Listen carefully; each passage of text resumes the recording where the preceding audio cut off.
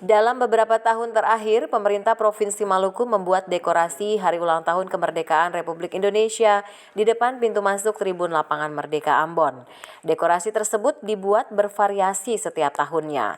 Pada peringatan HUT ke-79 Kemerdekaan RI kali ini, dekorasi yang dipasang menggambarkan tentang pesona alam laut Maluku dengan beragam biota lautnya yang dibuat dalam bentuk gambar animasi.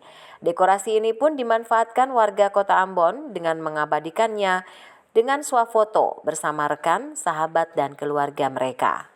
Usai pelaksanaan upacara peringatan detik-detik proklamasi ke-79 Kemerdekaan Republik Indonesia, masyarakat yang berada di sekitar lokasi Lapangan Merdeka Ambon saling mengabadikan momen mereka.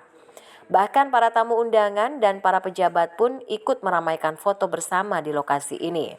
Dekorasi bertuliskan Wonderful Maluku ini melukiskan keindahan Laut Maluku yang masih asri dengan keragaman biota lautnya.